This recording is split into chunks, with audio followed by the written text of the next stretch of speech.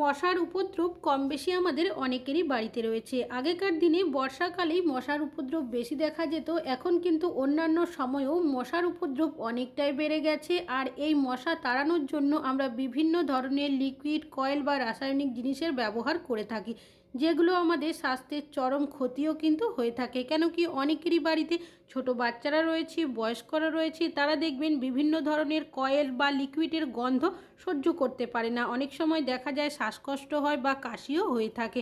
তাছাড়াও এই মশার কামড়ে অনেক সময় দেখা যায় বিভিন্ন ধরনের মারাত্মক রোগ সংক্রমিত করে থাকে, যেমন ডেঙ্গু, ম্যালেরিয়া, ফাইলেরিয়া, চিকনগুনিয়া, আরও কত কী। আবার অনেক সময় দেখা যায় মশার কামড়ে মানুষের মৃত্যুও কিন্তু হয়ে থাকে। তবে কোনো রকমের রাসায়নিক, কয়েল বা লিকুইডের ব্যবহার ছাড়াই আপনার যদি মশা বাড়ি থেকে খুব সহজে তাড়িয়ে দিতে পারেন, তাহলে এর থেকে কিন্তু ভালো কিছুই হয় না। চলুন দেখে নেওয়া যাক মশা আপনারা কোনো রকমের রাসায়নিক কোনো কিছু ব্যবহার ছাড়াই ঘরোয়া উপায়ে কিভাবে তাড়িয়ে দেবেন। তো আমি এখানে নিয়েছি নিম পাতা। এখানে শুকিয়ে যাওয়া নিম পাতার ব্যবহার করছি, আপনারা চাইলে এখানে কাঁচা নিম পাতারও ব্যবহার করতে পারেন। তো আমি আপনাদের মশা তাড়ানোর দুটো টিপস শেয়ার করব। তো কিছুটা নিম পাতা আমি একটা প্লেটের মধ্যে ছাড়িয়ে রাখছি। আপনারা চাইলে এখানে কিন্তু একটাও ব্যবহার করতে পারেন, যেটা আপনাদের সুবিধা হবে। তো বেশ কিছুটা নিমের পাতা ছাড়িয়ে নিয়েছি, আর নিমের পাতাটা কিন্তু একদম শুকিয়ে এসেছে। কিভাবে ব্যবহার করবেন, এখানে একটা পাত্র নিয়েছি, এর মধ্যে দিয়ে দিচ্ছি বেশ কিছুটা পরিমাণের ফুটন্ত গরম জল। এখানে ফুটন্ত গরম জলেরই ব্যবহার করতে হবে। যে নিমের পাতাগুলো ছাড়িয়ে রেখেছিলাম, বেশ কিছুটা নিমের পাতা এর মধ্যে দিয়ে দিচ্ছি, আর বাকিটা আমি রাখবো সাইডে সরিয়ে, এটাও কিন্তু পরে ব্যবহার করব। 2 মিনিট মতো এইভাবে রেখেছিলাম, আর দেখতেই পাচ্ছেন এখন কিন্তু জলটা অনেকটাই ঠান্ডা হয়ে গেছে। তবে এই জলটা সম্পূর্ণ ঠান্ডা করতে হবে, তাই পাত্রটাকে সাইডে সরিয়ে রাখলাম। অন্যদিকে একটা পাত্র নিয়েছি, কিছুটা পরিমাণের সর্ষের তেল দিয়েছি। অবশ্যই এমন পাত্র নেবেন যেটা কোনো খাবার কাজে ব্যবহার করেন না। একটা ন্যাপথলিন নিয়েছিলাম, সেটা হাত দিয়ে গুঁড়ো করে দিয়ে দিয়েছি। আর যে বাকি নিমের পাতাগুলো ছিল কিছুটা আমি এর মধ্যে দিয়েছি, আর দিয়ে দিচ্ছি সামান্য পরিমাণের গোলমরিচ গুঁড়ো। এই গোলমরিচটা কিন্তু এক্সপায়ার হয়ে গেছিলো, চাইলে আপনারা গোটা গোলমরিচ গুঁড়ো করেও এখানে ব্যবহার করতে পারেন। সব উপকরণগুলো ভালো করে মিশিয়ে নিয়েছি, পাত্রটাকে আমি গ্যাসের মধ্যে বসিয়ে দিয়েছি। এবার গ্যাসের ফ্লেমটাকে একদম লোতে রেখে খুব ভালো করে এটাকে ফুটিয়ে নিতে হবে, তবে কোনোভাবে পুড়িয়ে নেওয়া যাবে না। যখন এটা নাড়াচাড়া করবেন, দেখবেন তেলের সাথে সম্পূর্ণ নিমের পাতার কর্পূরের যে গন্ধটা থাকে সেটা মিশে যাবে, আর এই তেলটা অনেক বেশি পাওয়ারফুল হয়ে যাবে। পাত্রটাকে সাইডে সরিয়ে রাখছি যাতে করে তেলটা একটু ঠান্ডা হয়ে যায়। অন্যদিকে যে নিমের পাতাগুলো পাত্রের মধ্যে আমি দিয়ে রেখেছিলাম, এই জলটা অনেকটাই ঠান্ডা হয়ে গেছে। জলের কালারটাও দেখতেই পাচ্ছেন অনেকটাই চেঞ্জ হয়ে গেছে। নিমের পাতার যে একটা স্ট্রং গন্ধ জলের মধ্যে চলে এসেছে। এবার এটাকে কিভাবে ব্যবহার করবেন, সবার প্রথমে একটা পাত্র নিয়ে নেবেন, আর একটা পুরনো ছাঁকনি নিয়ে নেবেন, তার মধ্যে মিশ্রণটাকে ছেঁকে নেবেন।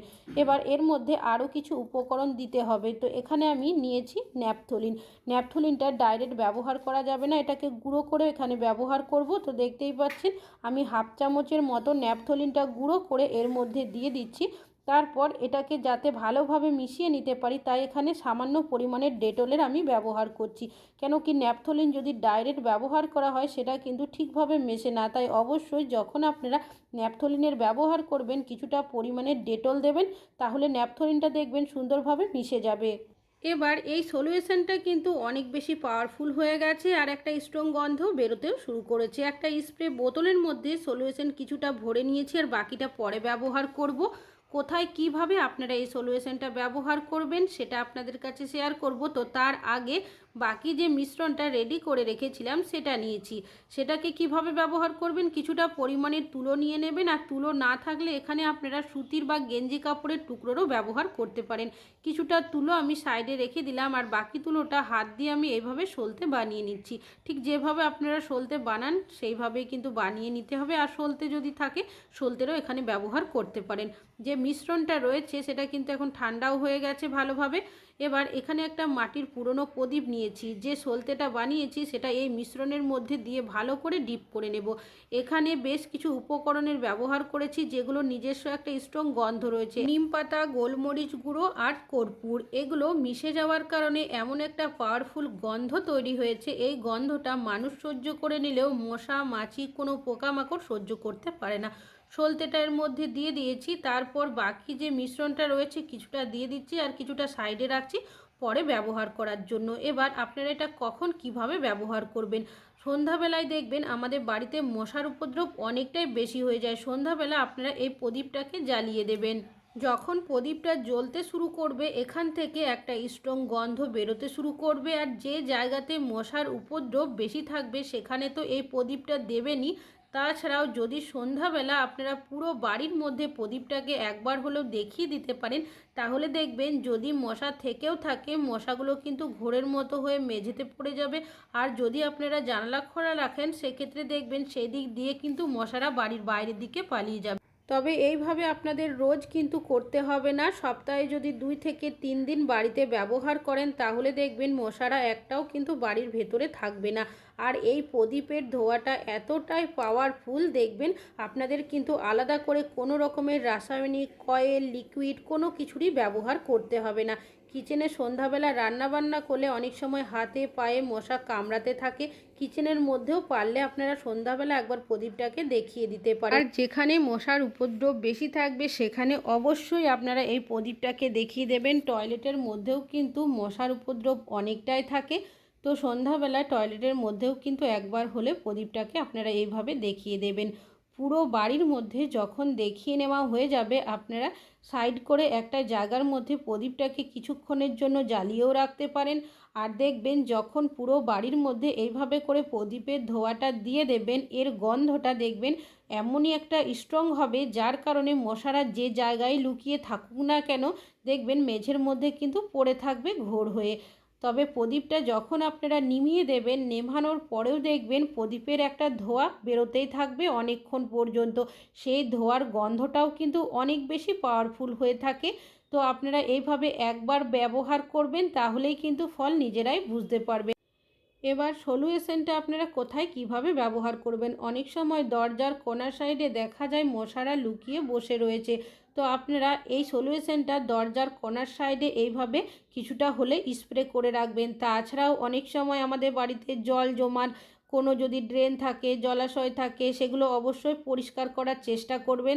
তাছাড়াও কখনো দেখা যায় খাটে যখন বসি বা সোফাতে বসি পায়ের মধ্যে মশা কামড়াতে থাকে, তো অবশ্যই কিন্তু খাট বা সোফার সাইড করে যদি সলিউশনটা কিছুটা স্প্রে করে রেখে দিতে পারেন, এর গন্ধের কারণে দেখবেন মশা যদি বসে থাকে সাথে সাথেই কিন্তু এখান থেকে পালিয়ে যাবে।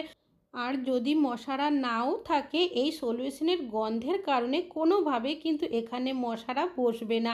এইভাবে করে আপনারা কিন্তু বাড়িতেই খুব সহজেই সলিউশন বানিয়ে মশাকে বাড়ি থেকে তাড়িয়ে দিতে পারেন। যে ড্রেন বা জলাশয় থাকে তার মধ্যেও চাইলে কিছুটা সলিউশন স্প্রে করে রাখতে পারেন। দেখবেন এই জায়গাগুলোতে অনেক সময় মশারা ডিম পেড়ে দেয়, মশার উপদ্রব অনেকটাই বেশি হয়ে যায়। কিছুটা সলিউশন দিলে মশার ডিম যদি থেকে থাকে সেটাও কিন্তু মরে যাবে। আমরা অনেকেই বাড়িতে গাছপালা লাগিয়ে থাকি, যেহেতু গাছের মধ্যে জল দেওয়া হয় মাটিটা ভিজে থাকে তাই মশারা গাছের মধ্যেও অনেক সময় বসে থাকতে দেখা যায়। কিছুটা সলিউশন এই জায়গাতেও দিয়ে দেবেন। দরজা খোলার সাথে সাথেই অনেক সময় সন্ধ্যাবেলা বাড়ির ভেতরে মশারা চলে আসে, কিছুটা সলিউশন এইভাবে ছড়িয়ে রেখে দেবেন স্প্রে করে, তাহলে এর গন্ধের কারণে দেখবেন মশারা কিন্তু আর এর আশেপাশেও আসবে না। তাছাড়াও আমাদের যে কিচেন সিঙ্ক বা ওয়াশ বেসিন থাকে সেখান থেকেও ছোটোখাটো পোকামাকড় মশারা কিন্তু উঠে আসে। কিছুটা সলিউশন এই জায়গাতেও স্প্রে করে রাখবেন, তাহলে দেখবেন মশারা কিন্তু বাড়ি থেকে একদমই চলে যাবে, বাড়িতে একটা মশা আপনাদের থাকবে না। আশা করছি মশা তাড়ানোর দুটো টিপস শেয়ার করেছি, আপনাদের যেটা ইচ্ছা ব্যবহার করতে পারেন।